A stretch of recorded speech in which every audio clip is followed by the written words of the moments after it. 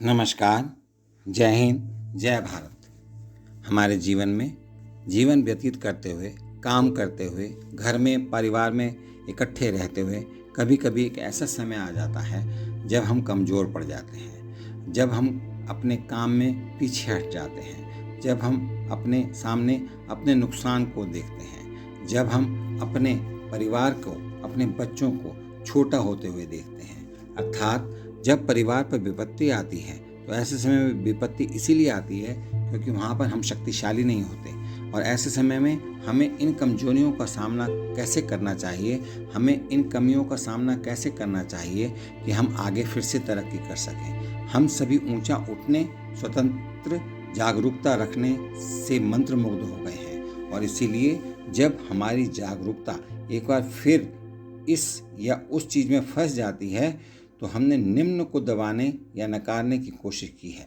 हम ऊंचे होने का भ्रम पसंद करते हैं लेकिन नीचे आने से डरते हैं। जैसे जैसे आपकी यात्रा आगे बढ़ती है आपको एहसास होता है कि आप अपनी ऊंचाइयों को बरकरार नहीं रख सकते और अपनी कमियों को नकार नहीं सकते।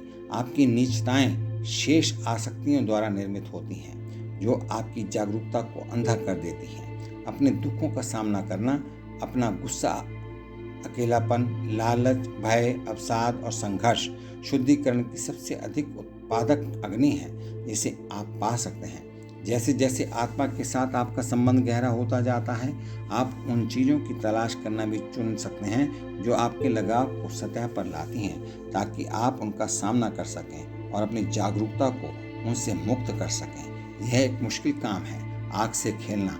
आपको अपना रास्ता स्वयं महसूस करना चाहिए। जब तक कि आपके पास ये बताने के लिए कोई मार्गदर्शन ना हो कि कब जाना है और कब रुकना है, यदि आपके पास कोई मार्गदर्शक नहीं है तो अपने निर्णय पर भरोसा रखें। उदाहरण के लिए, यदि क्रोध अभी भी आपकी जागरूकता को फंसाता है तो आप अपने आप को ऐसी स्थिति में डाल सकते हैं जो आमतौर पर क्रोध पैदा करती है और फिर स्पष्ट जागरूकता बनाए रखने का प्रयास करें।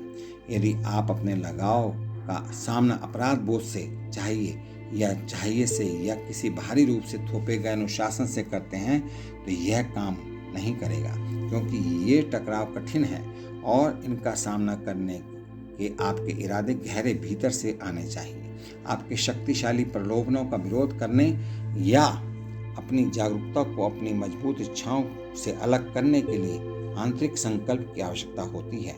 चाहे वे वासना हो, चाहे वह क्रोध हो या कुछ भी हो, ध्यान के माध्यम से आपका लाभ आपको वह उत्साह देता है जो दूसरे स्तर पर सफलता ला सकता है। यह गहराई में जाने की हार्दिक इच्छा या अपना जीवन बदलने की भूख देता है। लेकिन सबसे गहरे लगाव का डटकर सामना करने के लिए अभी भी बहुत साहस और धैर्य की आवश्यकता होती है।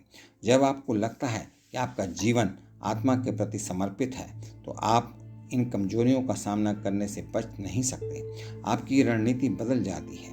आप तेजी से आगे बढ़ना चाहते हैं और उन चीज़ों का डटकर सामना करना चाहते हैं जो आपकी जागरूकता को कम करती हैं। अब आप उन्हें अपने तरीके से चलने नहीं दे सकते तो आप अधिक तीव्र आग, अधिक भयंकर टकराव की मांग करते हैं। हालांकि यह अक्सर आनंददायक होने के बजाय दर्दनाक होता है।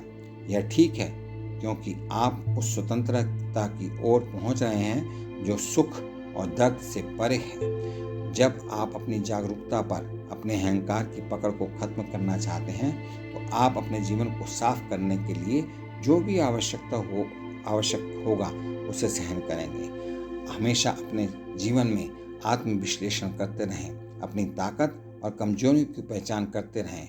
अपनी ताकत और कमजोरियों की पहचान करने में सबसे पहला कदम है कि आत्मविश्लेषण करें। आत्मविश्लेषण करते रहें, अपनी भावनाओं और व्यवहार पर विचार करने के लिए समय निकालें। इसके साथ ही अपने पिछले अनुभवों के बारे में सोचें कि आपने उनसे क्या सीखा। इसके अलावा आप अपनी सफलताओं और असफलताओं में अहम रोल निभाने वाली चीज़ों के बारे में भी सोचें और हमेशा फीडबैक पर भी ध्यान दें, यानी कि जो आपने कार्य किए हैं उनका क्या रिजल्ट निकला।